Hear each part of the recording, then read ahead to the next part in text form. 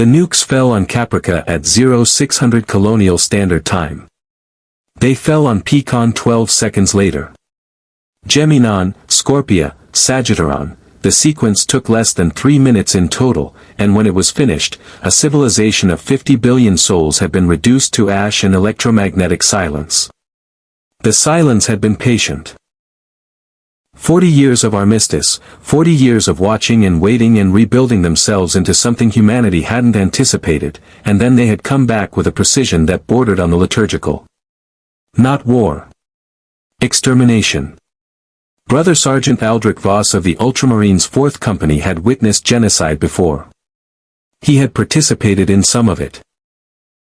But he had never watched an entire civilization die in the time it took to recite a litany of battle preparation, and even a mind forged in the furnaces of Macridge, shaped by a century of unrelenting war across a galaxy drowning in darkness, required a moment to process what his helmet's optical array was feeding him. 12 worlds. Nuclear detonations numbering in the thousands. Orbital debris fields blooming like grotesque flowers where shipyards and defense stations had been. And threading through all of it, sleek, aggressive vessels of unfamiliar design, moving with the coordinated efficiency of something that did not fear death because it had engineered death out of itself entirely. The Thunderhawk had emerged from the warp breach 300 kilometers above the ecliptic plane of this system's inner worlds, tumbling slowly, its hull scorched black from the Geller field's catastrophic failure. The breach had sealed behind it with a sound Voss would never adequately describe, not a thunderclap, not a scream, but something resembling both, as though reality itself had been briefly offended by the intrusion. He had run diagnostics while the craft stabilized. The machine spirit of the Thunderhawk was confused, cycling through navigational references that found nothing familiar. No Astronomicon. No beacon. No chapter frequency on any band. Gone. All of it gone. Voss was not given to panic. The Adeptus Astartes selected for their psychological resilience long before the first gene seed was implanted, and a century of service had calcified that resilience into something resembling a geological feature. He assessed. He catalogued. He observed the nuclear fire consuming the worlds below and cross-referenced it against every strategic scenario in his memory and arrived at the same conclusion each time: this was not a battle in progress. This was a conclusion being written. He had taken the Thunderhawk down anyway, because leaving survivors to die without attempting extraction was not something his chapter's doctrine permitted, and because Aldric Voss had never in his life flown away from a burning city. The colonial heavy cruiser Galactica had detected his approach as something inexplicable, a single craft of unknown configuration, broadcasting on no recognized frequency, descending through the debris field with a contemptuous disregard for the nuclear fallout that would have killed an unshielded vessel. Its point defense systems had tracked him for 40 seconds before someone on their command deck had apparently made the call that anything flying toward a nuclear strike zone rather than away from it was unlikely to be a silent trick.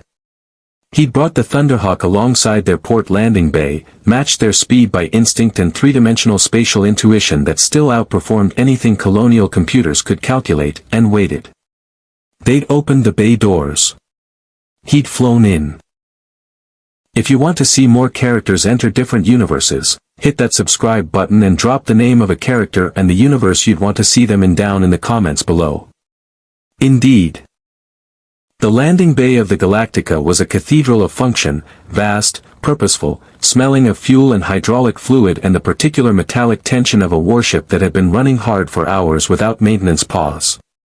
Voss lowered the Thunderhawk's assault ramp and stepped out into a semicircle of colonial marines, their sidearms raised, their faces doing something that human faces did when they encountered something the brain's threat assessment protocols had no category for.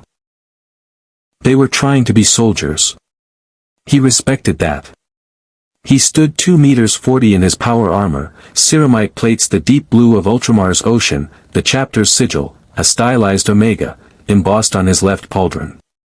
The bolter in his right hand was larger than most of their torsos. His helmet's autosenses swept the bay in 0.3 seconds, 43 armed personnel, 12 more at elevated positions, blast doors sealed behind the human cordon. He removed his helmet with his left hand. The face beneath was what it always was, angular, severe, the skin carrying the faint subcutaneous luminescence of enhanced blood oxygenation, the eyes a pale blue that processed light in ranges the humans around him couldn't perceive. He was perhaps 35 in apparent age, though he had stopped counting birthdays sometime in his 6th decade of service. "I am Brother Sergeant Aldric Voss," he said, in a voice calibrated carefully to not physically vibrate the nearest human's sternum. "4th Company, Ultramarines, Adeptus Astartes. I have no coordinates for my current location. I require information about the enemy conducting orbital bombardment of your populated worlds, and I require to speak with your commanding officer." The colonial marines stared at him. One of them, a young man, no older than 25, with the look of someone who had been awake for approximately 18 hours and was operating on instinct and adrenaline, slowly lowered his sidearm a fraction and said, "Sir, what are you?" Voss looked at the burning sky beyond the bay's atmospheric containment field, where the distant light of nuclear detonations was still visible against the dark, and felt the weight of the question settle on him with unusual gravity. In his own galaxy, that question had a precise and well-documented answer. Here, surrounded by the wreckage of a civilization he'd never known existed, with no astronomicon to navigate by and no chapter to report to, he found the answer required slightly more thought than usual. "The last thing your enemy expected," he said. "Now, your commanding officer." Admiral William Adama had survived the First Cylon War by a combination of tactical competence, stubborn refusal to die, and a deeply ingrained instinct for when a situation had moved beyond the boundaries of his experience. That instinct was speaking to him now with considerable volume. He stood at the head of the briefing table in Galactica's CIC-adjacent conference room, President Laura Roslin to his left, Colonel Ty to his right, and at the far end of the table, occupying a chair that visibly strained under approximately half a ton of armored transhuman, the thing that his Marines had recovered from the landing bay.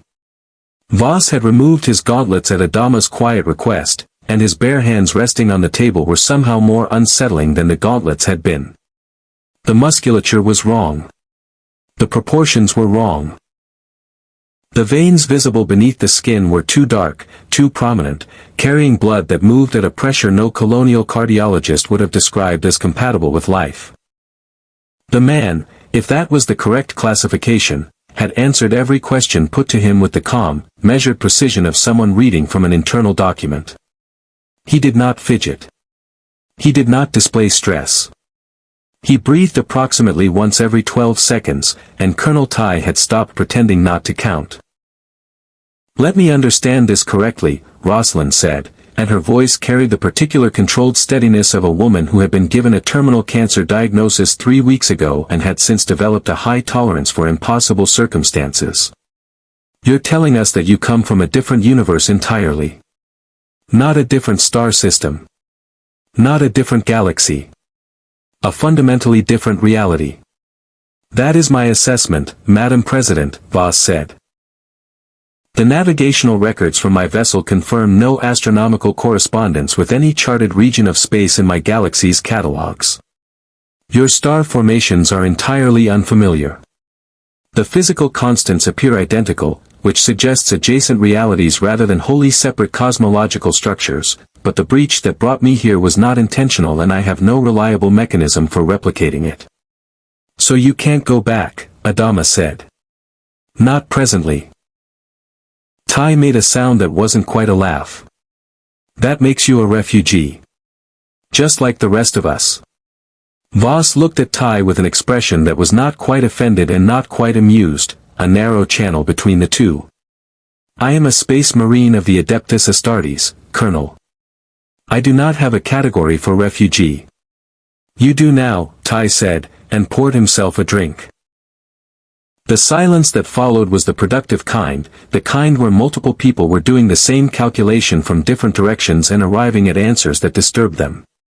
Adama was thinking about the Cylon boarding parties that had hit 3 ships in the civilian fleet in the past 6 hours. He was thinking about the marine casualties his people had taken holding corridors that existed to keep civilians alive. He was thinking about the thing sitting at the end of his table that had walked through a fire zone that was killing his pilots just by proximity, had carried a wounded deckhand under one arm while using the other to engage 3 Centurion boarding units simultaneously, and had delivered said deckhand to the infirmary with the brisk efficiency of someone completing a minor administrative task before returning to the more interesting problem. The security footage from Bay 3 was going to require considerable psychological processing. His Marines had watched it 4 times already. "Your armor," Rosalind said carefully. "The rounds it took during the boarding engagement. Can it sustain that level of damage indefinitely?" "No," Voss said, with the directness of a man who saw no strategic value in pretending otherwise. "Ceramite plate has tolerance thresholds. The ammunition your enemy's Centurion units employ is kinetically significant but penetration insufficient against undamaged plate. Sustained fire to the same location is a different calculation. I have taken meaningful damage to my right pauldron and left greave. Without access to my chapter's tech marines or a functioning mechanicus depot, repairs will be improvised at best." "Chief Tyrol," Adama said immediately, filing that away. "There is a more immediate concern," Voss continued. He reached into a sealed compartment at his belt and placed an object on the table, a single bolter round, mass reactive, the casing etched with minute litanies in high Gothic. It was roughly the size of a large thumb. "My primary weapon operates on ammunition I cannot manufacture in your environment without facilities I do not have access to. I carry 463 rounds. I expended 11 during the boarding engagement." He paused. "Each round is irreplaceable until alternative arrangements are made." Adama looked at the bolt round. He had been a military man for 40 years and he understood, immediately and completely, what a finite ammunition supply meant for a weapon system you were intending to depend on. "How many Centurions did you neutralize with 11 rounds?" 9 Centurions and 1 heavy raider bulkhead that was being used as cover, Voss said. "Bolter rounds are designed for mass reactive detonation on contact with a resistance threshold. They function adequately against your enemy's mechanical infantry, though I note their armor has adaptation potential and I would not assume consistent performance across extended engagements." Rosalind was looking at the bolt round with an expression Adama recognized. She was doing the mathematics of hope, which was a calculation she'd been running constantly since the attack, and the variables kept coming up insufficient. Until now they'd come up insufficient. The number she kept working with was 47,972, the latest survivor count from the civilian fleet, updated every 6 hours, always smaller than the previous count. She was a woman who had been appointed president of a dying civilization and handed responsibility for keeping it alive, and she looked at the bolt round on the table and saw something she hadn't seen much of lately. A variable that went in the right direction. "Brother Sergeant Voss," she said, "I want to be direct with you, because I think you're a man who prefers directness." "Correct. We are 50,000 people. We have one capital warship that's held together by its crew's refusal to accept the alternative, a collection of civilian vessels that weren't built for this, and an enemy that outnumbers us by a ratio we haven't finished calculating because the numbers keep getting worse. We are not fighting a war. We are running for our lives and hoping to find somewhere to run to." She held his pale gaze steadily. "I need to know whether a man built for total war can function in a reality where the objective isn't victory. It's survival." Voss was quiet for 4 seconds, which for him was a long time. "I have fought rearguard actions across 3 subsectors," he said finally. "I have held ground so that civilians could evacuate. I have made calculations about acceptable losses that I do not enjoy making." He picked up the bolt round from the table and replaced it in his belt. "I understand survival as a strategic objective, Madam President. I do not, however, understand it as a permanent one. You are running towards something, a destination called Earth, according to your navigation officer's briefing. That gives survival a direction. Direction, eventually, becomes a line of advance." He looked at Adama. "I can function in your reality, Admiral. My question is whether your reality is prepared for the adjustments my presence will require. Adama almost smiled. Welcome to Galactica, he said. It isn't pretty, but it's ours. From somewhere down the corridor, an alarm began to sound, the particular pitch and cadence of an unscheduled contact report. Adama was on his feet before it completed its second cycle, Ty beside him, and they were moving for CIC with the automatic efficiency of men who had learned to treat alarms as punctuation rather than interruption. Voss replaced his gauntlets and followed, and the deck plating registered his footsteps like a drumbeat counting toward something. The contact was a Cylon raider scouting pattern, 3 craft, running a systematic sweep of the fleet's current position, the kind of methodical search grid that meant a base star was within jump range and someone on the other end of those raiders' telemetry was compiling targeting solutions. Galactica's combat air patrol engaged 2 of them. The third broke through. It came in low along the port flight pod, hugging the superstructure with a pilot's instinct for terrain masking, and it deployed 6 Centurions through a magnetic breaching unit before Galactica's point defense could reacquire. The Centurions hit the deck of the port hangar bay at 0340 and immediately split into 2 fire teams with the coordinated precision of machines that had been designed specifically to kill humans in enclosed spaces. Chief Tyrole's deck crew had 12 seconds of warning. They used 8 of those seconds being human, freezing, processing, beginning to feel afraid, and spent the remaining 4 getting behind anything solid and drawing sidearms that were going to accomplish very little against chrome-plated killing machines moving at combat speed. Voss was in the port hangar bay because he had been inspecting the Thunderhawk's hull damage with the focused attention of a man assessing a wounded brother, running gauntlet fingers along stress fractures in the forward fuselage with an expression that suggested he was already calculating repair sequences in his head. He heard the breach charges before the alarm did. The sound of a shaped explosive cutting through Galactica's hull plating had a specific acoustic signature. Brief, concentrated, followed by the groan of stressed metal parting, and it was a sound that existed in the same sensory category as bolter fire and chainsword engagement and every other audio cue that his nervous system had been trained over decades to treat as an immediate transition from standby to combat. He was already moving when the first Centurion came through the breach. The deck crew saw it differently from their positions behind equipment housings and grounded Vipers. What they saw was Chief Tyrol pressing himself against the landing strut of a Mark 7 with his sidearm in both hands and his jaw set in the particular expression of a man who has decided to sell his life at the highest possible price.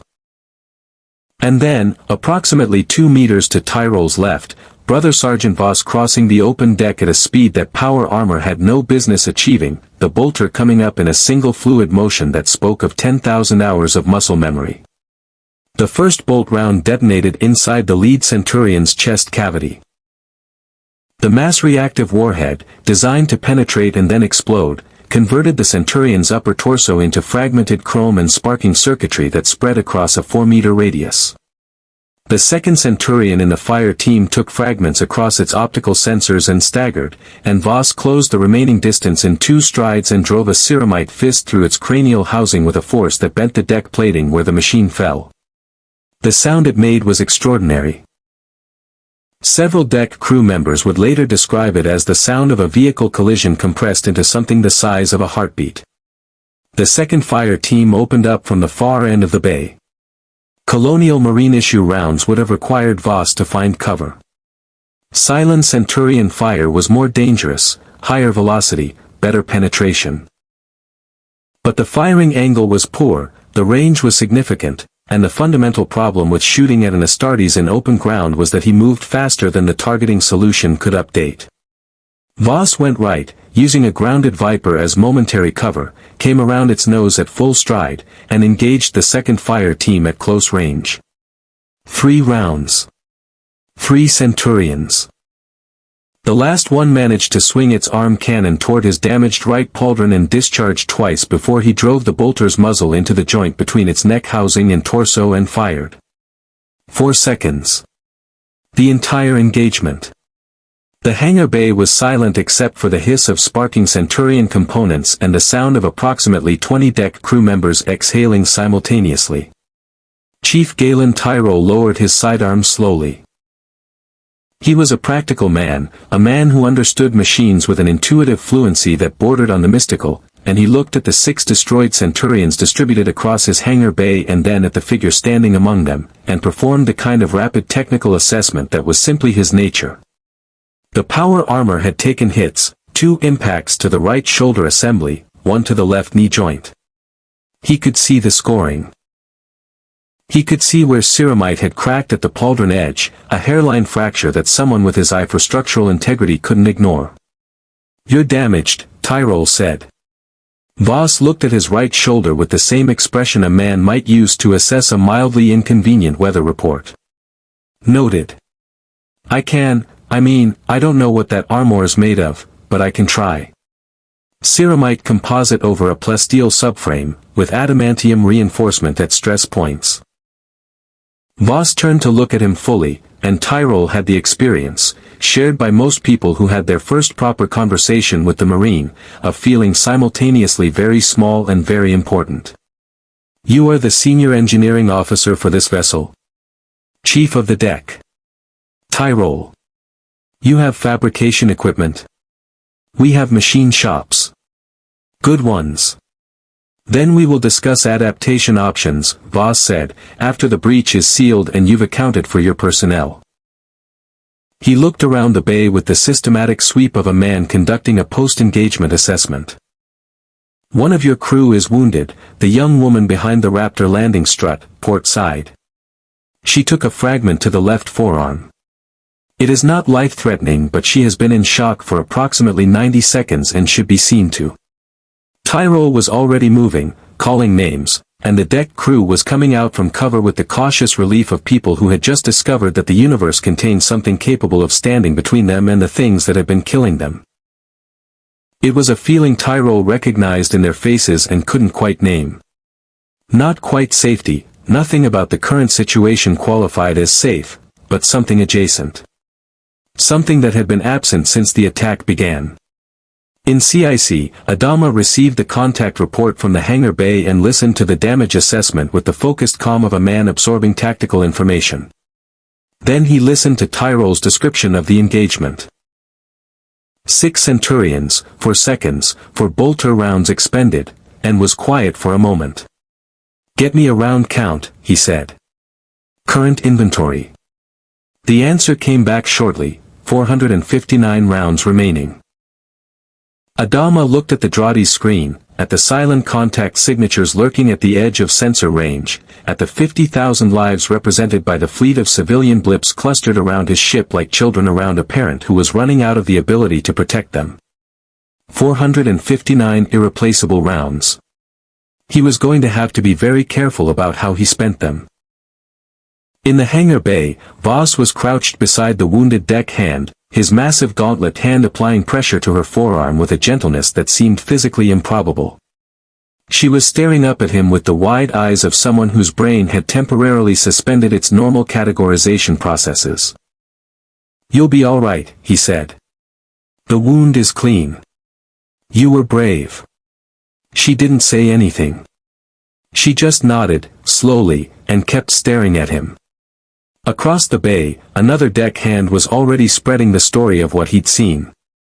By the time it reached the civilian fleet, and it would reach the civilian fleet, because nothing stayed contained aboard Galactica, and the fleet's wireless chatter was the circulatory system of 50,000 people's morale, it would be different. Larger. Stranger. The truth was already strange enough. The story reached the Astral Queen first. It traveled the way all stories travel through a fleet running for its life, in fragments, passed between wireless operators and shuttle pilots and the family members of deck crew who called their relatives aboard Galactica because hearing a voice was the only comfort left in a universe that had stopped offering comfort 11 days ago. By the time it reached the Astral Queen, it had acquired the particular character of something that has been passed through enough human hands to become myth rather than report. A giant in blue armor. A warrior who moved faster than Cylon targeting systems could track. 6 machines destroyed in 4 seconds.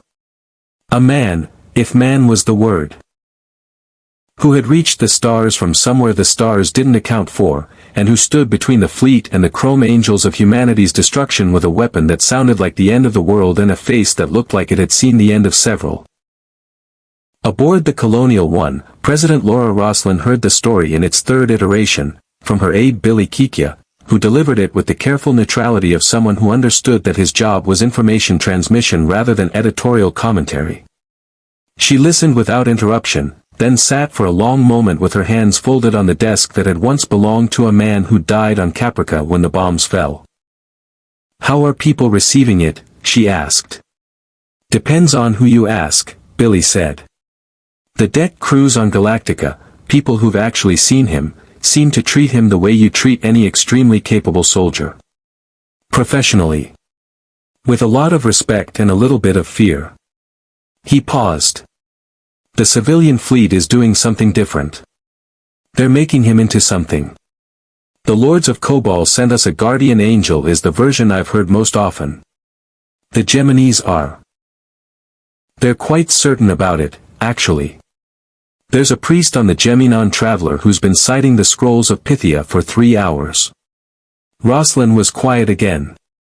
Outside the viewport of Colonial One, the fleet hung in the darkness, a fragile archipelago of lit windows and running lights, 50,000 people trying to sleep in shifts and failing, trying to believe in something and finding the available options limited. She knew what belief did for people in crisis. She had been a schoolteacher before she was a politician, and she understood that human beings were narrative creatures who required a story to organize their fear around. For 11 days the story had been, "We are the last, we are running, we may not survive." It was a story with no protagonist, no turning point, no promise of resolution. The Marine was a narrative event. His presence in the fleet story changed its grammar. Which was precisely what made him dangerous. "Set up a meeting," she said. "Not military. Not a briefing. I want to speak with him alone, or as alone as Adama will permit, which probably means a guard outside the door and Ty monitoring the wireless. What do you want to discuss?" She looked at the viewport, at the dark between the ships. "What it means to believe in something when the evidence strongly suggests the universe doesn't care about your beliefs," she said. "I suspect he has opinions." Voss did have opinions. He was, however, currently occupied with expressing them through physical labor rather than conversation. The machine shop on Galactica's port side, 3 levels below the hangar deck, was a functional space that smelled of cutting fluid and metal shavings and the specific industrial warmth of equipment that ran continuously. Chief Tyrol had brought him here 2 hours after the hangar engagement, and they had been circling each other professionally ever since. 2 men who communicated most fluently through mechanical problems, learning each other's language. Tyrol had provided a colonial assault rifle, an older model, the kind his crew used for shipboard defense drills, and Voss had field-stripped it in approximately 8 seconds and spent the following 20 minutes examining its components with the intense focus of a scholar encountering a primary source. The weapon was cruder than anything in the Astartes standard armory. It was also well-engineered, reliable, and chambered for a round that, while insufficient against Centurion armor in standard configuration, had potential for modification. "Higher pressure loading," Voss said, holding the bolt carrier group up to the light. "Your propellant chemistry is capable of it. I've reviewed the specifications your armory officer provided. Increasing chamber pressure by approximately 30% would improve penetration against Centurion armor plating to a functionally useful level." Tyrol rubbed the back of his neck. "That'll accelerate barrel wear. Maybe half the service life." "Yes. You're okay with that trade. In the current strategic context, barrel longevity is a secondary consideration." Tyrol looked at him for a moment, then nodded slowly, because it was the kind of logic that made complete sense when you were 11 days into the end of the world. "We can do that. It'll take a day to remill and test." He paused. "The armor's going to be harder." Voss set the rifle down. "Show me what you have." What Tyrol had was ingenuity born of genuine mechanical talent, access to a machine shop that had been maintaining Vipers and Raptors for decades, and a supply chain that had effectively ceased to exist when the colonies burned. What he didn't have was ceramite, plasteel in the correct alloy grades, or any of the specialist polymers that formed the ablative underlayer of Astartes' power armor. What he did have was titanium composite hull plating in reserve stock, a plasma cutter precise enough to perform microsurgery on a Viper engine manifold, and a mind that treated mechanical impossibility as a personal affront. They worked through the night, Tyrol and two of his most trusted deck hands, Callie and a taciturn veteran named Figursky. Fabricating replacement sections for the cracked pauldron with a combination of colonial metallurgy and the Armor's own self-repair protocols, which Voss guided through a process that required him to interface with the Armor's machine spirit in the meditative manner that Tech Marines spent years learning and he had picked up as a field adaptation through sheer necessity. It wasn't elegant. It wouldn't hold against sustained Centurion fire the way original ceramite would. But it would hold against glancing impacts, and in a universe where he had no access to a forge world, glancing would have to be sufficient. At 0200, Callie put down her cutting tool and looked at Voss directly for the first time since the work had begun. She was a small woman with the look of someone who had been running on less sleep than was medically recommended for longer than was medically advisable. "Can I ask you something?" she said. "You may. Where you come from? The universe you come from, is it like this? Is it always like this?" Voss considered the question with the seriousness it deserved. "My galaxy has been at war for 10,000 years, he said. There is no memory of peace in the institutions I serve. There is only the war, and the holding of the line, and the belief that humanity is worth the cost of holding it." Callie absorbed this. That's awful." "It is," Voss agreed, with a simple directness that suggested he had made his peace with it centuries ago. "But 10,000 years of war has produced certain useful skills. And certain convictions about what humanity is capable of when it refuses to stop." He looked at the repaired pauldron, testing the join with 2 fingers, assessing the integrity of Tyrol's fabrication work with the focused attention he'd give a Battle Brothers war gear. It was good work. Remarkably good work, given the available materials. "Your chief is gifted," he said, to no one in particular. From across the shop, Tyrol heard it and said nothing, but his hands moved with slightly more confidence on the plasma cutter than they had before.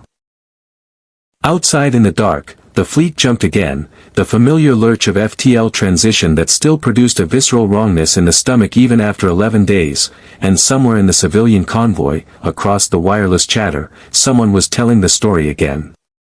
The warrior in blue. The guardian in armor the color of deep ocean. The Emperor's angel in a universe that hadn't known it needed one. Roslyn heard that version in her morning briefing and made a note in the margin of her legal pad, 3 words underlined twice: "Handle this carefully."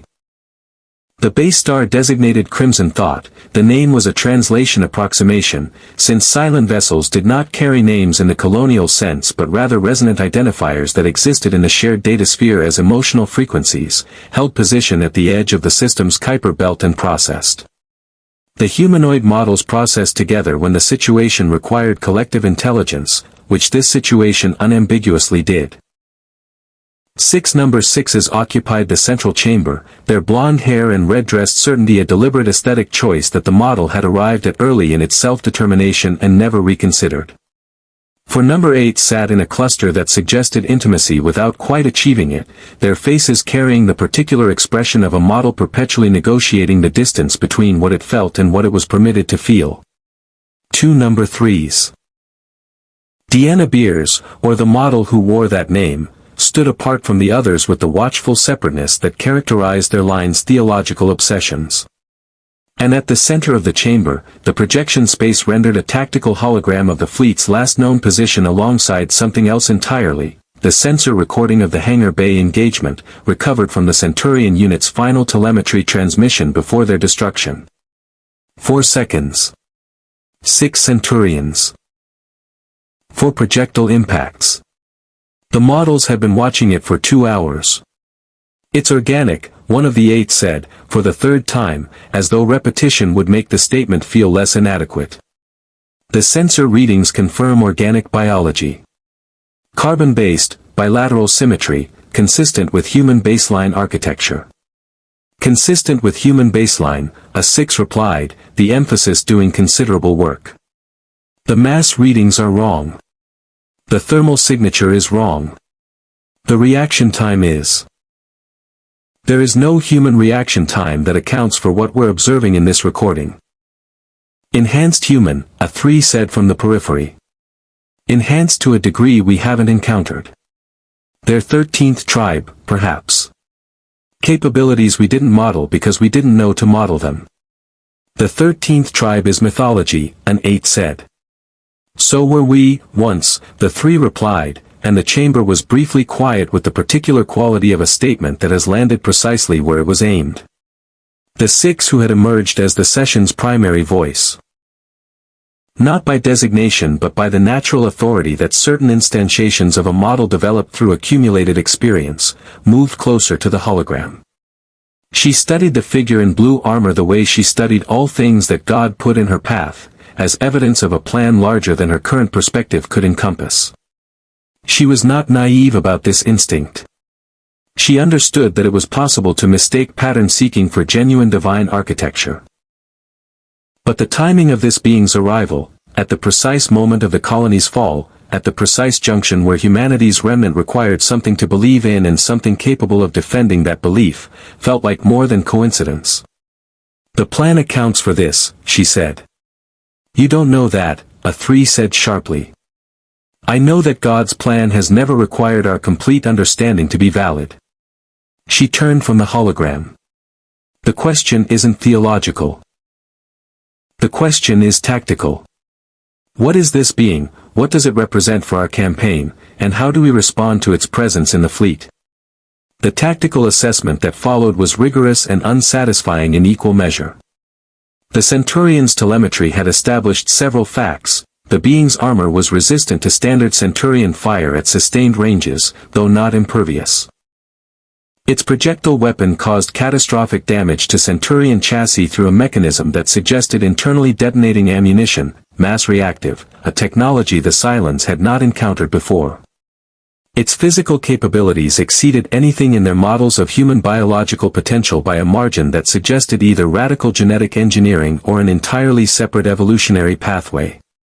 Most significantly, the being was finite. It had a finite ammunition supply, finite armor integrity, a finite biological substrate that could, in theory, be damaged and destroyed given sufficient application of force. Concentrated fire, a number 2, Leo Ben Connoy, though he was not present in person, his voice entering the shared space through the data stream, said from somewhere else aboard the base star. Overwhelmed the armor's resistance threshold through volume rather than precision. It's simple mathematics. He's right, an 8 admitted reluctantly. We've been mathematically correct about humanity's extinction for 11 days, the 6 said. They keep finding variables we didn't account for. This being is another variable. She looked at the hologram again, the figure mid-stride, bolter raised, Centurions fragmenting in the recording's frozen moment. I want to understand it before we destroy it. What it is. Where it came from. What it believes. Why? A 3 asked, genuinely curious. Because it arrived at the moment of our greatest act and immediately began protecting what survived. Because it is loyal to something, you can see it in every movement, every tactical decision in this recording. It serves. The question of what it serves, and why, seems to me to be exactly the kind of question we should be asking before we commit to a strategy. She paused. And because something that serves with that degree of absolute conviction is either our greatest tactical problem or the most interesting theological data point we've encountered since we found the arrow of Apollo. Leoben's voice came through the data stream again, quieter now, carrying the particular texture of his model's relationship with prophecy and pattern. There are scriptures in the Book of Pythia that the colonials have always read as metaphor. The guardian who comes from outside the cycle. The warrior who stands at the end of the world and does not break. A pause. I've been reading them differently since the telemetry came through. The chamber was silent except for the ambient hum of the Battlestar's processing core. "What are you suggesting?" a six asked. "I'm suggesting that God's plan may be more architecturally complex than a simple extinction event," Leo Ben said. "I'm suggesting that this being's arrival deserves more than a tactical response. It deserves investigation. Personal investigation." Another pause. "I want to get close to it." The six studied the hologram for a long moment, the frozen figure in blue, ceramite the color of deep ocean, weapon raised, standing in the wreckage of six machines that had been designed to be unstoppable. She thought about God. She thought about plans. She thought about the human fleet, 50,000 survivors running through the dark, and the inexplicable arrival of something that stood between them and oblivion without being asked. "Monitor the fleet," she said finally. "Don't engage. Not yet." She looked at the recording one last time. "I want to know what it prays to." Across the chamber, a number 8 who had been silent throughout the entire session looked at the hologram with an expression none of her sister models quite recognized, not tactical assessment, not theological inquiry, but something older and simpler. Something that had kept the 8 models in perpetual internal conflict since the day of their activation. She looked at the warrior in blue standing over the destroyed Centurions, and she thought about Sharon Valerie, and she thought about what it meant to be built for a purpose and then discover that your purpose might be wrong. She said nothing. But she saved a copy of the recording to her personal memory partition, separate from the shared data stream, where only she could access it. Kobol was a dead world that remembered being alive. That was the first thing Voss registered as the Raptor broke through the cloud layer and the surface resolved itself through the forward viewport, not the ruins specifically, not the temple structures visible on the long-range survey, but the quality of the silence that the planet projected even from altitude. He had stood on dead worlds before. The 41st millennium contained thousands of them, worlds that had been scoured clean by exterminatus or consumed by the warp or simply abandoned when their populations had been insufficient to hold against the tide. They had a particular character, dead worlds. A specific atmospheric texture that his Astartes enhanced senses registered as something between smell and sound, the absence of biological noise, the settled quality of a place that had finished with whatever it was doing and moved on. Kobol had that quality. But underneath it, like a harmonic beneath a primary tone, was something else.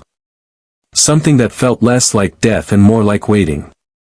Lieutenant Carl Agathon, Hello, as the crew called him, a man whose straightforward decency Voss had assessed within approximately 40 seconds of their introduction and filed under reliable, was handling the Raptor's controls with the practiced ease of someone for whom flying was closer to instinct than skill.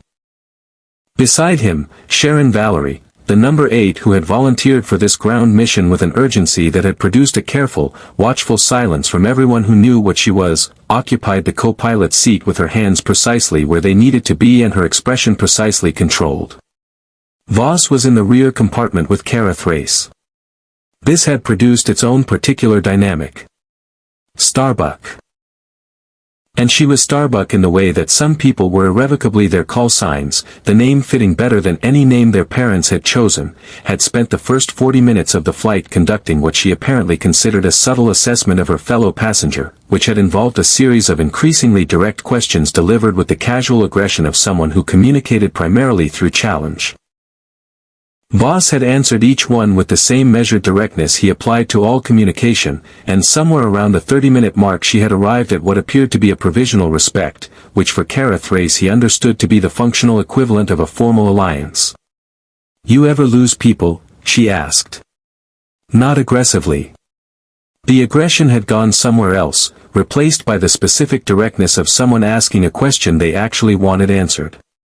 "Yes," Voss said. "How do you deal with it?" He considered the question seriously, which she seemed to appreciate. "You honor the memory through continued effectiveness," he said. "You carry them into the next engagement. You do not allow their loss to become an excuse for paralysis." A pause. "It is insufficient, as a response to grief. But it is what the mission permits." Thrace looked at him for a moment, then turned back to the viewport. Yeah, she said quietly. Yeah, that's about right. The raptor touched down in a clearing 300 meters from the primary temple complex, and they went out into Kobol's air, breathable, temperate, carrying the smell of vegetation reclaiming ancient stone, with weapons ready and the specific alertness of people who had learned that beautiful planets offered no safety guarantees. The ruins were extraordinary. Voss had seen ancient architecture across hundreds of worlds in his own galaxy. The remnants of civilizations that had risen and fallen across 10,000 years of recorded imperial history, and further back into the Age of Strife, and further still into the Dark Age of technology when humanity had briefly touched something approaching its potential before losing it catastrophically. He had developed an eye for architectural ambition, for the grammar of structures built by people who believed their civilization would last forever and wanted to encode that belief in stone. Kobol's temples were built by people who believed the same thing. But the specific dialect of that architectural ambition was unfamiliar in ways that he found himself cataloging with increasing attention. The proportions were wrong for purely aesthetic human construction, certain doorways were too large, certain load-bearing elements too precisely engineered for the building techniques the surface evidence suggested. The stonework carried mathematical relationships in its dimensions that spoke less of religious decoration and more of functional encoding, the way that certain Mechanicus structures embedded operational data in their physical architecture. He stopped at a frieze that ran along the interior wall of the largest temple and stood very still for a long moment. "What is it?" Hello asked from behind him. Voss didn't answer immediately. He was looking at the frieze with the focused attention of a man whose chapter library contained extensive records of pre-imperial human civilization, cross-referencing what he was seeing against everything he knew about the seeding of human populations across the galaxy during the Dark Age of technology, the ancient ships that had carried humanity to the stars before the warp storms came, before the Age of Strife severed the threads connecting the scattered children of Earth. The iconography was wrong for his galaxy. The specific religious symbolism, 12 houses, celestial arrangements, the recurring motif of a serpent consuming its own tail, matched nothing in his chapter's historical records. But the underlying structural logic of the imagery, the way it encoded navigational data within apparent religious narrative, the mathematical relationships between the depicted star formations. That he recognized. Not the specific content. The methodology. Someone had built this the way Mechanicus engravers built navigational shrines. Someone had understood that the most durable form of information storage was stone carved by hands that believed they were making something sacred, because sacred things were preserved when practical things were discarded. Someone had hidden a star map inside a theology and trusted that the theology would survive long enough for someone to read the map beneath it. "There's a message in this frieze," Voss said. Thrace came to stand beside him. The scrolls of Pythia mention Kobol's temple complexes. Daniel Jackson, the priests back home, always treated them as spiritual sites. "They are spiritual sites," Voss said. "They are also something else." He traced the line of a carved constellation sequence without touching the stone, following the progression with a gauntlet finger that hovered a centimeter from the ancient surface. This sequence, these 7 star formations, they're arranged in a mathematical progression that encodes distance and bearing. Someone built a navigational record into the religious architecture and surrounded it with sufficient theological context that it would be copied and preserved by every subsequent culture that treated this place as sacred. He turned to look at her. Someone very old, very patient, and very concerned about whether a specific destination would still be findable after a very long time. "Earth," Sharon said from the doorway, her voice careful. "You're saying someone encoded the path to Earth in the temple friezes." "I'm saying someone encoded a path to a destination," Voss said. "Whether that destination corresponds to your mythological Earth or to something else entirely," he stopped. Something beneath the temple floor had changed. He felt it through the power armor's vibration sensors, a subsonic resonance, too regular to be geological, beginning in a deep chamber below the structure they were standing in. The quality of the weighting that Kobol projected had shifted. The planet, or something within it, had noticed them. More specifically, his autosenses extrapolated from the vibration pattern's point of origin. It had noticed him. "Something is active below us," he said, his voice dropping to the operational register that the team had already learned to treat as a prelude to action. "A mechanism. Old, the vibration signature suggests materials and engineering consistent with the temple's construction age, but the activation pattern is not mechanical degradation. This is a deliberate response to our presence."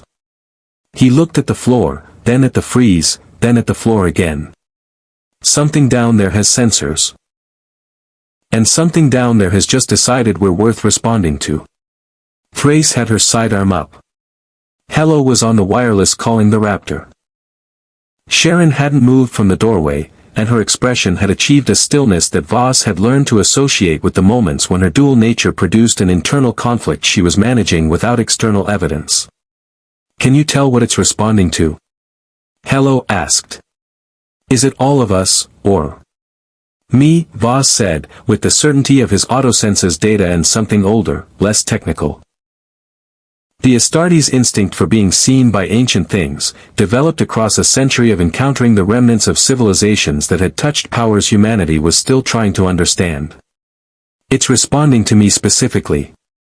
He looked at the frieze one more time, the star map hidden inside the theology, the patient encoding of a path across impossible distances, the work of someone who had understood that the most important things needed to be protected by making them sacred. "There's an access point," he said. "Behind the primary altar stone." He was already moving. "And whatever is down there has been waiting a very long time." The chamber beneath Kobol's temple was not large. That was the first thing that struck Voss as the altar stone, responding to his gauntlet's contact with the same subsonic resonance that had been climbing through the floor.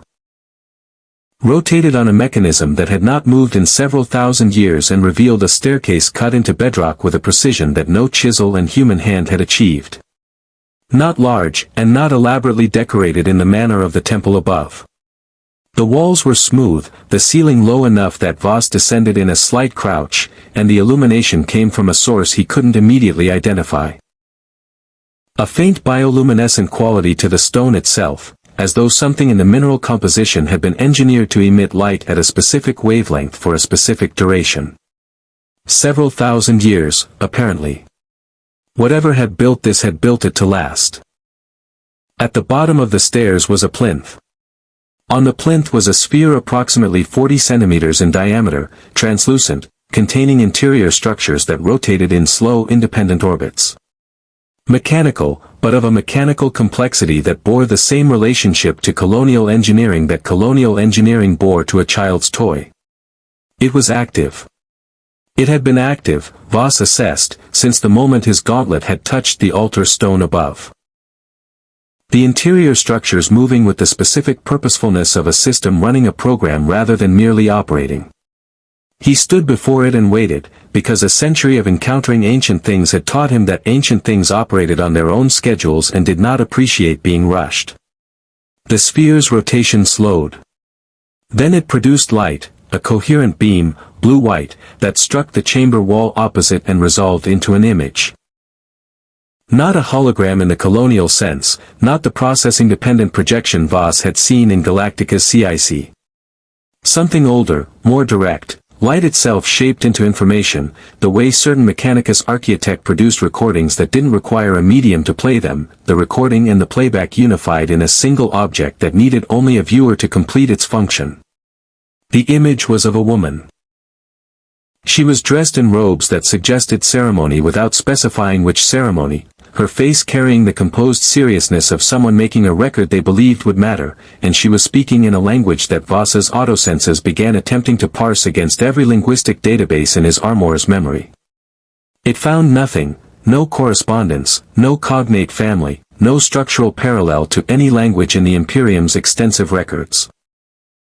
He activated his armour's recording function and stood very still and listened, because listening was the appropriate response when ancient things spoke and understanding was not yet available.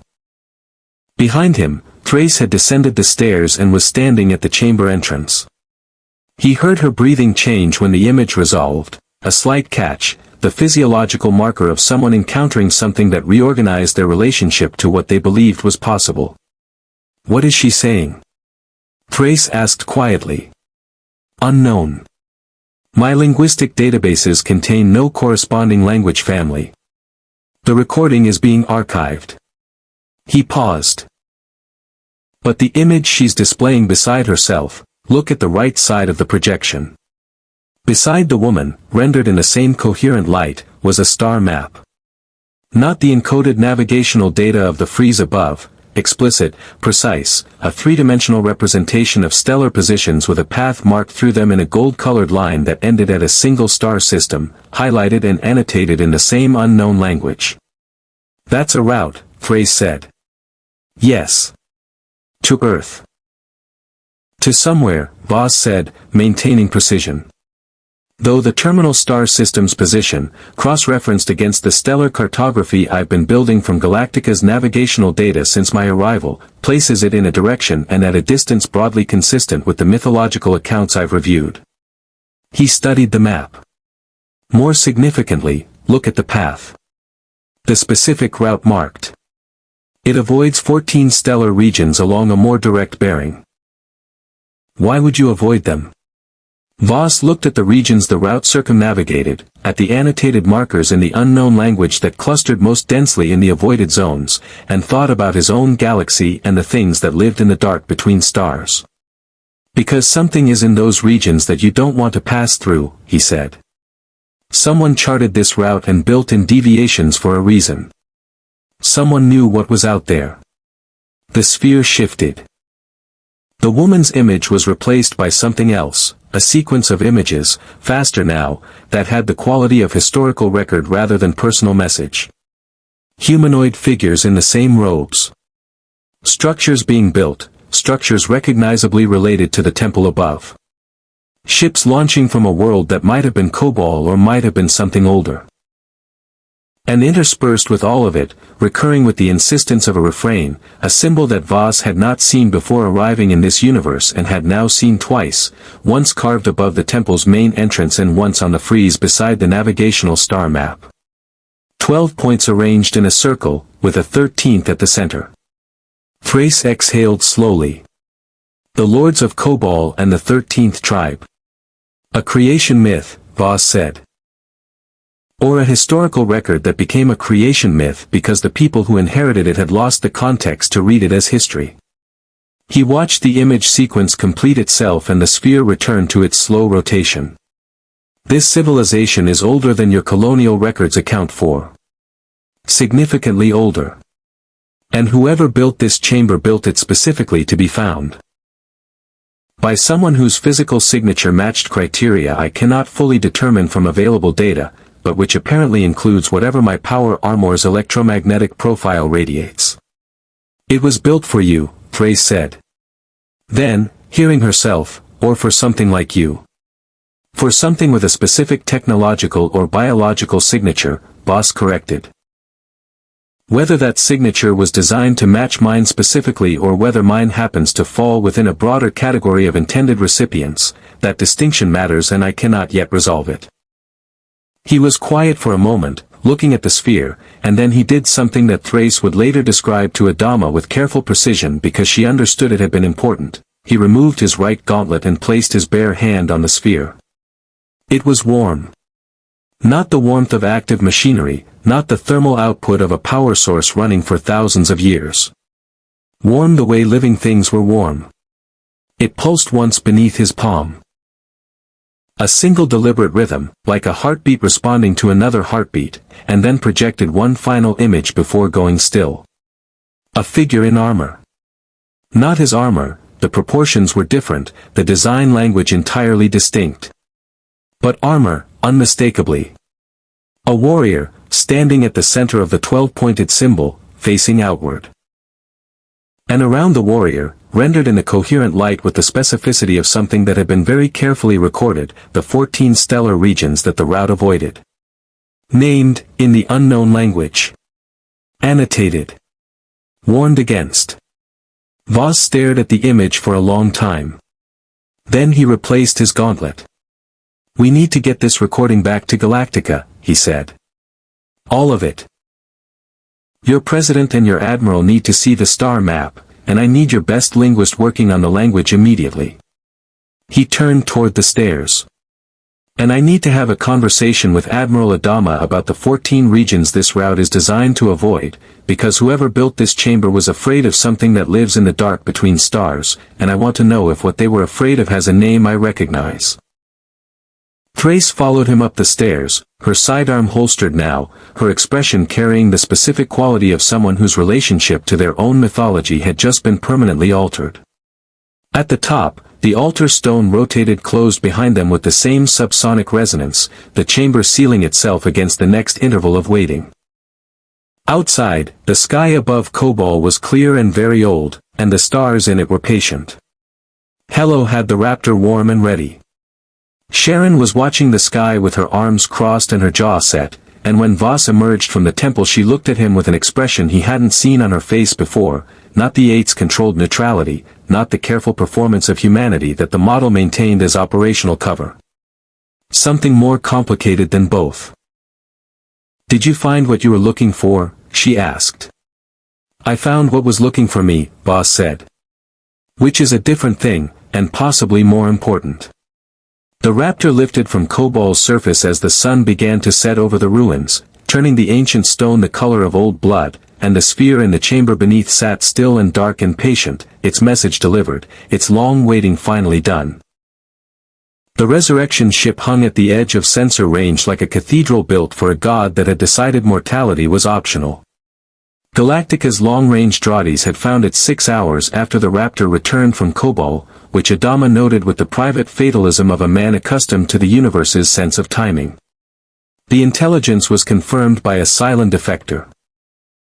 One of the number 8s, designation Boomer, whose relationship to her own nature had been deteriorating for weeks in ways that the crew had been trying not to acknowledge and could no longer avoid, who identified the vessel's function with the flat certainty of someone reading from internal documentation she hadn't chosen to possess.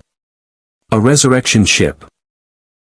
The mechanism by which Cylon consciousness transferred at the moment of death to a waiting biological body, continuity of self preserved across the death of flesh. Without it, humanoid Cylons within range died the way humans died, finally, completely, without continuation. Adama had looked at the Draughty's return for a long time before speaking. If we destroy it, he said, every Cylon humanoid model operating in this sector dies permanently when they die.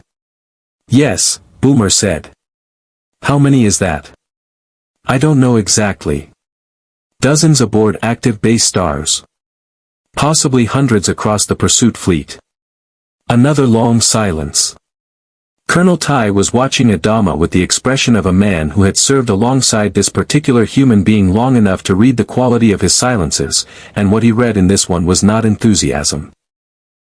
It was the expression of a commander calculating the moral weight of a decision against its strategic necessity and finding the scales difficult to read. It changes the nature of what we're doing, Adama said finally. We've been surviving.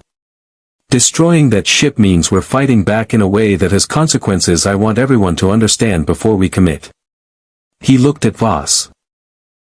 The Marine had been standing at the back of the CIC during the briefing with the stillness that large, dangerous things achieved when they were paying very close attention. He had the Kobol recording data in Galactica's system, the linguists were working on it, making marginal progress, and he had spent the hours since the return making his own calculations, cross-referencing the star map against every navigational database available aboard the ship. He had not slept. Voss did not appear to require sleep in the quantities that humans found necessary, a fact that Galactica's crew had absorbed into their understanding of him with the pragmatic adaptability of people who had recently revised their model of what the universe contained. You want my assessment, Voss said. I want to know what a man who's been fighting for 100 years thinks about killing an enemy's ability to come back from the dead, Adama said. Voss was quiet for 4 seconds. In my experience, he said, the tactical advantage of permanently eliminating enemy combatants is self-evident and requires no justification. The philosophical dimension of the question, whether permanently killing beings that have previously been effectively immortal constitutes a different moral category of action, is a question I have encountered before. He looked at the Draughty's return. My answer has always been that the enemy's metaphysics do not constrain my operational obligations. If they can die, they can be killed. The mechanism by which their death becomes permanent is their problem, not mine. That's a cleaner answer than I'm going to be able to live with, Adama said. Not critically, observationally, the way a man acknowledged the difference between his own moral architecture and someone else's. I know, Voss said. Which is why you're the admiral and I'm the instrument. The plan that emerged from the following 3 hours of briefing was the product of Adama's tactical instinct, Starbuck's pilot expertise, and Voss's combat assessment delivered with the concise precision of someone who had planned assault operations against objectives considerably more formidable than a single Cylon vessel. It was not a subtle plan. The resurrection ship's defensive screen included 2 base stars and a raider complement that outnumbered Galactica's remaining Vipers by a ratio that made conventional engagement a guaranteed failure. What it did not account for, because it could not have accounted for it, because nothing in Cylon strategic doctrine contained a category for it, was a single armored figure inserted via Raptor into the resurrection ship's hull through a point defense blind spot that Boomer identified from memory, moving through the vessel's interior at a speed and with a lethality that no internal security system had been designed to address. Voss would go in first. Alone. Thrace had objected to this with considerable force and vocabulary. Voss had listened to the objection with genuine respect, acknowledged its tactical merit. A 2-person team had redundancy that a solo operator lacked, and explained, with the patient directness of someone who had made this argument before, that the specific advantage he offered in this context was most effectively deployed without the complication of protecting a second operator whose biological tolerances were significantly lower than his own. Thrace had looked at him for a long moment and then said something in Colonial that his linguistic databases were still incomplete on, but that the tone suggested was resigned agreement delivered in the register of profound irritation. The Raptor insertion took 40 minutes. Boomer flew it, which produced its own complex silence among the crew, the particular quality of trust extended to someone whose nature made trust a complicated act. She flew it with the precise, committed focus of someone who understood exactly what was at stake and had made a choice about which side of that stake she was on. The resurrection ship's hull was warm against his gauntlets when Voss made contact, magnetic anchors in his boots engaging as he moved along the exterior toward the maintenance access point Boomer had identified. The vessel was vast. Larger than Galactica, differently proportioned, its architecture serving biological functions that colonial ship design had never needed to accommodate. The maintenance corridor inside was narrow, lit in the blue-white frequency that Cylon systems favored, and absolutely silent in the way that only a vessel operating entirely without biological crew could be silent. He moved through it quickly, bolter raised, autosenses mapping the interior against Boomer schematics. The first Centurions found him at the junction of corridors 7 and 12. There were 8 of them, responding to the hull breach alarm with the coordinated efficiency of machines running a security protocol. Voss engaged at a range of 30 meters, advancing rather than holding position, firing with the disciplined economy of a man who knew exactly how many rounds he had left and intended each one to justify its expenditure. 4 rounds. 4 Centurions. The remaining 4 close to melee range, which was where Voss was most comfortable and Centurions were structurally least suited to operate, their design optimized for ranged fire rather than the close-quarters wrestling match that a 2-meter-40 Astartes in power armor initiated by grabbing the nearest machine by its arm and using it as a weapon against its companions. 11 seconds. 4 rounds expended. 8 Centurions destroyed. He kept moving. The resurrection chamber was at the vessel's core, a vast space filled with the biological infrastructure of consciousness transfer, tanks of organic material connected by systems that had no colonial engineering parallel, the whole apparatus humming with a frequency that his autosenses registered as simultaneously mechanical and alive.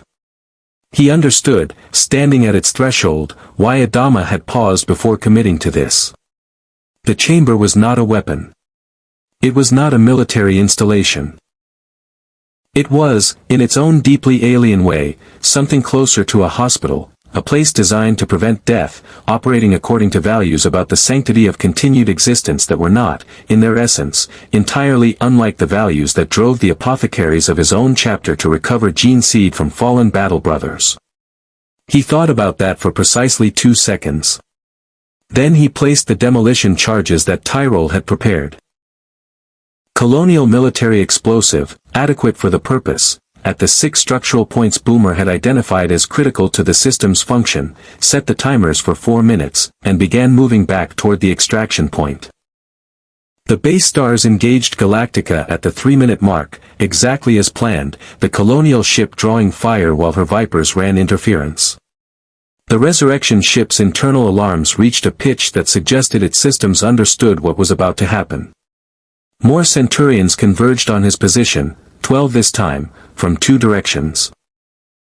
He used 6 rounds and his fists in equal measure, and he was moving again before the last one hit the floor, his autosenses counting down the timer with the impassive precision of internal chronometry. He was through the maintenance corridor and mag-locked to the hull exterior when the charges detonated. The resurrection ship came apart from the inside with a sequence of explosions that began at its core and propagated outward through systems that had never been designed to contain catastrophic structural failure. It did not explode dramatically in the manner of colonial military vessels, it collapsed, compartment by compartment, the organic infrastructure failing first, the mechanical systems following. It took 47 seconds from first detonation to complete structural failure, and Voss watched the entire sequence from the hull of an adjacent debris fragment, his armor's thermal shielding managing the radiation output with the strained efficiency of systems operating at their tolerance boundary. The Raptor found him 11 minutes later, Boomer bringing it in with a precision that left him with approximately 3 seconds of maneuvering gas remaining in his thruster pack. He climbed aboard. He secured his bolter. He looked at his round count. 423. It's done, he said. Boomer looked at him from the pilot's seat, and for a moment her face was entirely unguarded, neither the 8's careful performance nor the Cylon's operational discipline. Just a face, carrying the weight of what she just participated in, and the specific quality of someone who had permanently closed a door behind herself. They'll know I helped, she said. Yes, Voss said. They'll come for me. Yes, he said again. And then, because it was true and because she had earned honesty, they'll have to go through me first. She looked at him for a moment longer, then turned back to her controls and began calculating the jump back to Galactica. Outside, the remains of the resurrection ship continued their slow collapse into the dark. The Cylon they called Leo Ben Connoy came aboard Galactica 3 days after the resurrection ship burned. He came quietly, which was the most unsettling thing about it, no boarding action, no raider escort, no Centurion fire team covering his approach. A single colonial shuttle, transponder broadcasting an open-frequency distress signal, drifting into Galactica's Draughties range with the deliberate vulnerability of something that wanted very much to be found. Adama had scrambled Vipers and held them at intercept range for 40 minutes while CIC debated the calculus of a Cylon walking voluntarily into the ship that had just destroyed the mechanism of his immortality. He knows we'll put him in a cell, Ty said. He came anyway, Adama replied. That's either very brave or very stupid. With Leo Ben, Boomer said from the corner where she'd been spending her hours since the resurrection ship, present, useful, increasingly accepted, never quite comfortable, it's usually neither. It's theological. She was right. Leo Ben Connoy, when they brought him aboard under armed escort and walked him through Galactica's corridors to the brig, showed no fear and no aggression and no particular interest in his surroundings except for one moment, passing the entrance to the starboard hangar bay where Voss's Thunderhawk sat in its berth. When he stopped walking entirely and looked at the craft with an expression of such focused intensity that the 2 Marines holding his arms had to physically redirect him. I'll speak with him, Voss said, when Adama briefed him an hour later. That's what he asked for, Adama said. Specifically. By description, he didn't have your name, but the description was unambiguous. A pause. I want to know what he wants. As do I. The brig was 3 levels below CIC, a utilitarian space of reinforced bulkheads and the particular institutional smell of a room designed for containment rather than comfort. Leo Ben was sitting on the brig's single bench with his hands loose in his lap and his expression carrying the quality that Boomer had described. Theological was the word she'd used, and it was accurate in the sense that he looked like a man who believed he was exactly where he was supposed to be. Which, for a Cylon who had just watched the mechanism of his immortality destroyed within range of his consciousness, was a remarkable thing to project. Voss entered the cell. He didn't sit, the bench wasn't designed for his weight and dimensions, and standing suited the conversation he intended to have. He looked at Leo Ben for a long moment, autosenses running a threat assessment that returned low probability and then ran it again because low probability from a Cylon in a brig felt like the kind of assessment that deserved verification. "You came here to die," Voss said. Not an accusation, an observation delivered as a starting point. "I came here to talk," Leo Ben said. "The dying, if it happens, is secondary. You understand that the resurrection ship is gone. If you die in this cell, you die permanently." "I know." He said it with the equanimity of someone who had spent considerable time preparing for this specific reality. "I've been thinking about what that means since the moment we detected the explosions. Whether permanent death changes the quality of a life being lived. Whether mortality, real mortality, the kind you're born with, makes choices more meaningful or simply more frightening." He looked up at Voss with the direct, assessing gaze of his model. "You've always had real mortality. Does it make your choices feel more meaningful?" "Yes," Voss said, without hesitation. "Even knowing that every choice might be your last. Especially knowing that." Leo Ben absorbed this, and something in his expression shifted, the theological certainty loosening slightly at the edges, making room for something more like genuine inquiry. "The others think your arrival is an aberration. A variable to be neutralized." He tilted his head. "I think you're a message." "From whom?" "God." He said the words simply, without the evangelical intensity that Voss had been told to expect. "Not in the sense of a directive, I'm not here to tell you that God wants something specific from you. But your arrival at the moment of our greatest act, in a universe you have no navigational reference for, through a mechanism of transit that our best scientific models suggest should have been fatal, that's not random. Randomness doesn't have that kind of architecture." Voss was quiet for a moment. He thought about the Emperor. The being on the golden throne of Terra who had held the Astronomicon burning for 10,000 years through sheer force of will, the being his chapter revered as humanity's greatest defender and greatest sacrifice. He thought about what it meant to believe in divine architecture in a universe that provided, daily and in vast quantities, evidence that the divine either did not exist or did not intervene on behalf of its believers. He had resolved that tension long ago in the way that Astartes resolved most things. Through the pragmatic conclusion that the Emperor's will and his own operational obligations pointed in the same direction, and that the philosophical reconciliation of faith and evidence was a problem for scholars in the librarius, not for sergeants in the field. "In my galaxy," Voss said, "there are beings of genuine divine power. I have encountered them. They are not benevolent. They consume what they touch and they regard humanity as fuel." He looked at Leo Ben steadily.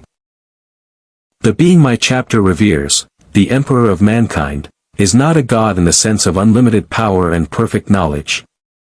He is human, or was human, elevated to something beyond human by sacrifice and will. The difference between him and the things that pretend to divinity in my galaxy is not power. It's intention." A pause. "What is your god's intention?" Leo Ben was quiet for a long time. "We were told it was the destruction of humanity," he said finally. "The completion of a cycle. The correction of a mistake." He looked at his hands. "I've been finding that answer increasingly insufficient for approximately 2 years. What changed? I started paying attention to what humanity actually does when it's dying." He looked up. "They don't stop. They argue and they grieve and they make terrible decisions and they keep moving. 50,000 people in ships that weren't designed for this, running through the dark toward a myth, and not one of them has stopped. Something moved across his face that might have been admiration. A species that behaves like that in the face of extinction isn't a mistake. It's a definition of something. Voss looked at him for a long moment. He thought about the things Leo Ben had said and he thought about the things he hadn't said, and he thought about the Kobol recording and the 14 stellar regions the ancient route avoided and the name he'd been trying to find for what lived in them. He thought about the way the sphere had pulsed beneath his bare hand, warm, living, specific. The regions the ancient route avoids, Voss said, shifting the conversation with the deliberateness of someone who has decided a different thread is more urgent. Your people have been traveling this galaxy for longer than the colonials. Have your models identified anything in those regions? Anything your pursuit fleet avoids on instinct? Leoben's expression changed. The theological inquiry closed, replaced by something more careful. How do you know about Kobol? There was a chamber beneath the primary temple. A record encoded by whoever seeded the 12 colonies and the 13th tribe. The route to Earth avoids 14 stellar regions. Voss held his gaze. Your models react to this question differently than you were reacting to everything before it. That's information. Leo Ben was very still. There are regions our fleet commanders mark as a void without explanation in the navigational protocols, he said slowly. Not Cylon design. Inherited from something older that integrated into our systems when our civilization developed. We've always assumed it was ghost data. Corrupted navigation from some earlier iteration. He paused. 3 of our base stars that strayed into those regions in the early pursuit of the fleet never reported back. We attributed it to colonial military action. Another pause. There was no colonial military left to take that action. The silence between them was the specific quality of 2 beings from entirely different origins arriving at the same conclusion from different directions. Something lives in those regions, Voss said. Something old enough that whoever built the Kobol temple felt the need to encode warnings about it in stone designed to survive thousands of years. Something your navigational protocols avoid by instinct inherited from a civilization that preceded yours. He looked at the cell wall, then back at Leo Ben. In my galaxy, the things that live in the dark between stars and consume everything that enters their territory have names. And none of those names are reassuring. Leo Ben looked at him with the expression of a man whose theology had just acquired a new and deeply uncomfortable dimension. You think whatever is in those regions is why the route to Earth was hidden. Not to preserve Earth's location from enemies, to keep the fleet away from whatever guards the approaches. I think whoever built that chamber understood that the path to Earth required navigation around something significantly more dangerous than pursuit fleets and resource limitations, Voss said. And I think you came aboard this ship because on some level you understood the same thing and you needed to tell someone who might know what to do about it. Leo Ben looked at him for a long moment. Then, with the specific quality of a decision that had been building for a long time and had finally found its moment, the base star I came from, Commander Natalie's command, there are others like me aboard. Models who've been asking the same questions. Who've been watching humanity survive and finding the extinction directive increasingly difficult to justify. He held Voss's gaze. If there's something in those regions that threatens both humanity and Cylon, the directive becomes strategically irrelevant. A species war between 2 groups of humans is pointless if something else intends to consume both. You're proposing a cessation. I'm proposing that the cycle your admiral is trying to survive and the cycle my people have been trying to complete might both be interruptions of a larger pattern, Leo Ben said. And that the being sitting in front of me, who arrived from outside this cycle entirely, might be the only one capable of seeing it clearly. Voss was quiet for a long time, turning the proposition over with the methodical patience of a man who had learned to treat unexpected alliances as tactical opportunities rather than ideological compromises. He thought about the Tauri, He had studied colonial history extensively since his arrival and found the parallel uncomfortable in its accuracy. A species perpetually outnumbered and outgunned, surviving through stubbornness and ingenuity and the occasional improbable alliance with a former enemy who had found a better reason to fight. He thought about 423 bolt rounds and a galaxy full of dark regions that consumed base stars without explanation. "I'll take this to Admiral Adama," he said finally. "I make no promises on his behalf. The decision is his." He looked at Leo Ben steadily. "But I will advocate for him hearing you. Because you're right about one thing, I can see the pattern from outside it. And the pattern I'm seeing is larger than either of your factions has accounted for." He stood and moved to the cell door, then stopped. "The God you believe in," he said, without turning. "The one whose plan brought me here. If that plan requires humanity and Cylon to stop killing each other and face something worse together, is that a plan you can follow?" Leoben's answer came without hesitation. "It's the only plan I've been able to believe in for 2 years," he said. "I just needed someone to confirm the architecture." Voss left the brig and walked through Galactica's corridors toward CIC, and the ship moved around him with the continuous living noise of 50,000 people's last hope, and somewhere in the dark beyond the hull, in the regions the ancient maps marked with warnings in a language no one alive could read, something patient waited to be found. Adama listened to everything Voss told him without interruption. That was how you knew it mattered. Not by the questions he asked during a briefing, but by the quality of his silence when he didn't ask any. He sat behind his desk in the Admiral's quarters with his hands folded and his face doing the specific work of a man processing information that required him to rebuild several load-bearing assumptions simultaneously, and when Voss finished he was quiet for a long time, looking at the bulkhead above his desk where a photograph of his sons had been tacked with the kind of permanence that suggested it had been there long enough to become part of the wall. "You believe him," Adama said finally. "I believe he believes it," Voss said.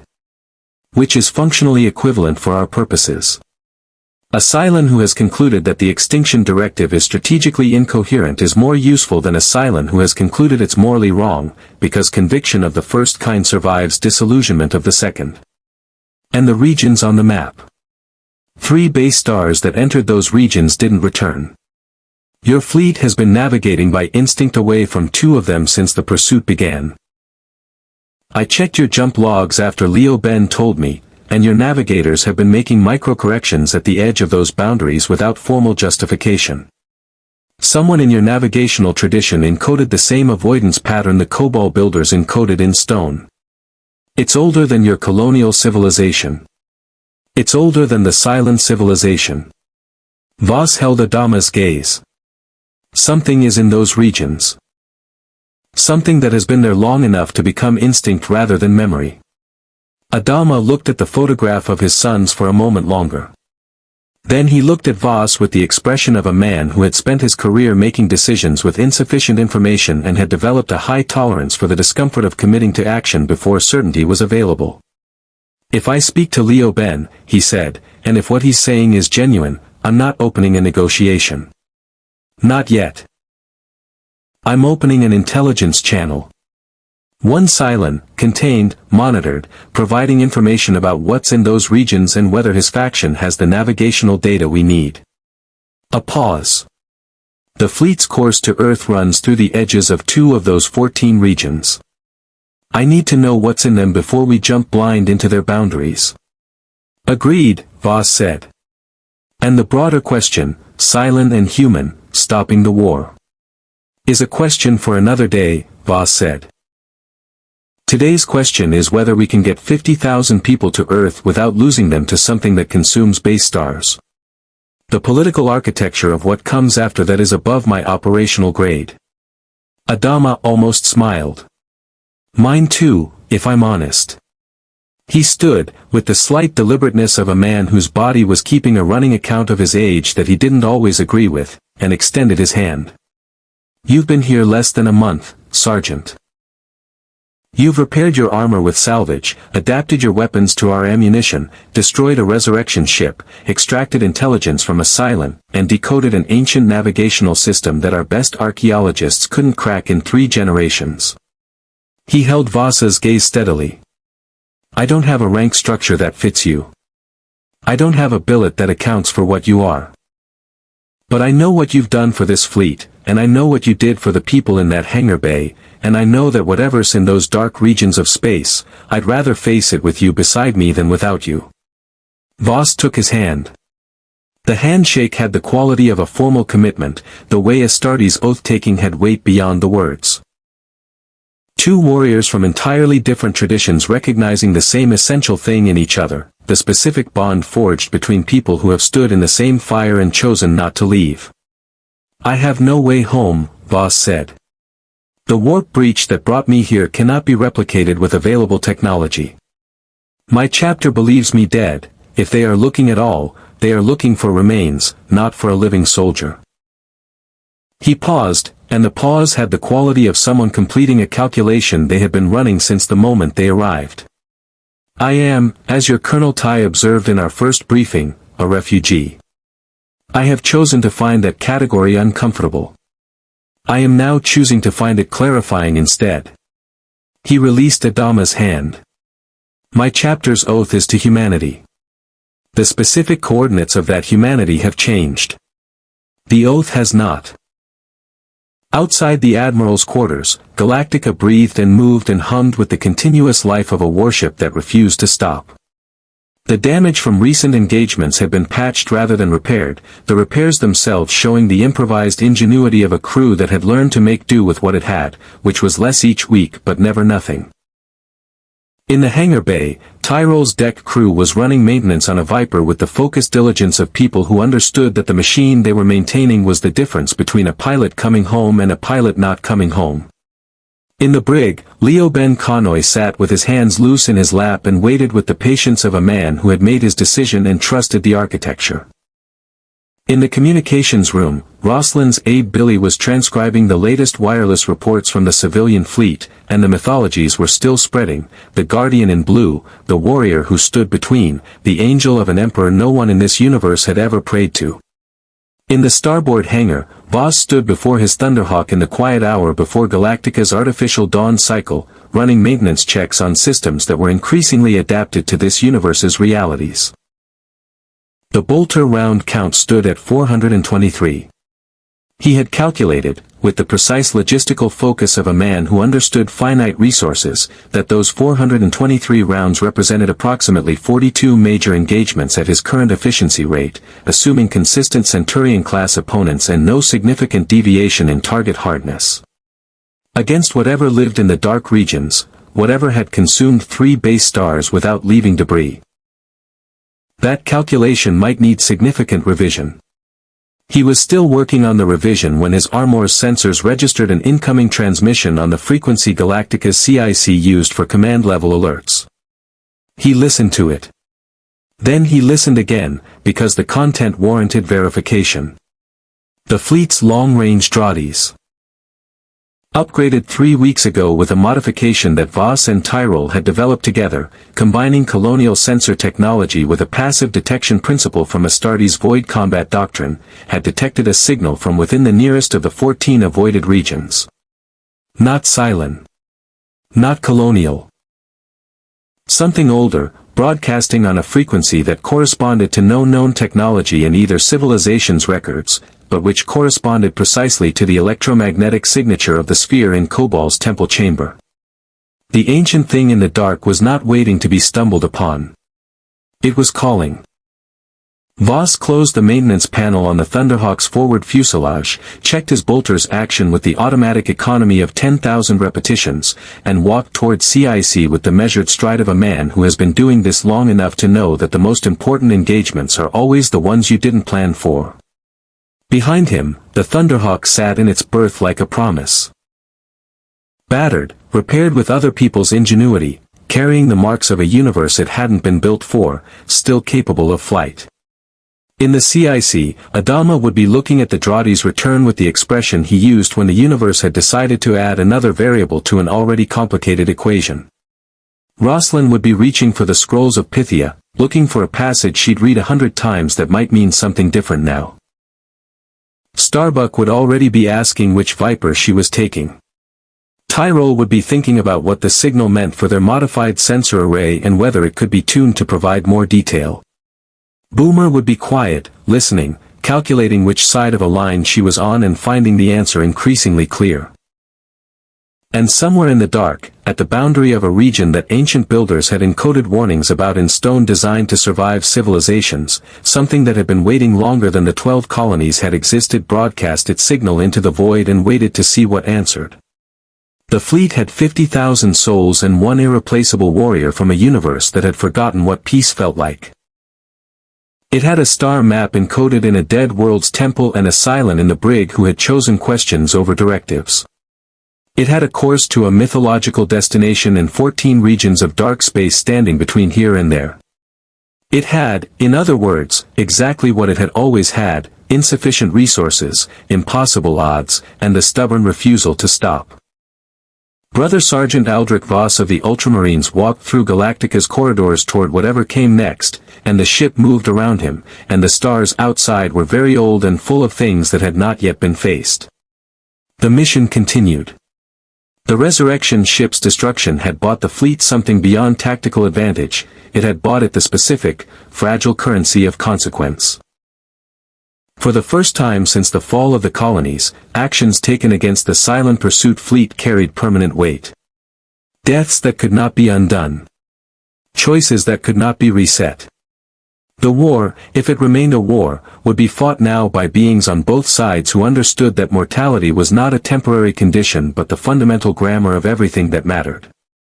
Voss had changed the fleet's story. Not by being invincible. His armor carried the marks of every engagement, his ammunition was finite, his repair capacity improvised and impermanent, but by demonstrating that the universe contained things the Cylons had not modeled and could not immediately counter. He had given 50,000 people the one thing that survival psychology required above all others, evidence that the next chapter of the story had not yet been written. The signal from the dark region would require investigation. Leoben's intelligence would require verification. The ancient route to Earth would require navigation through 14 boundaries that swallowed base stars. There would be more engagements, more impossible decisions, more mornings when the round count was lower than the night before. But the fleet would jump. And at the tip of whatever came next, a warrior from a galaxy that had been at war for 10,000 years would do what he had always done. Hold the line. Advance into the fire. Refuse to stop. Indeed. More stories await.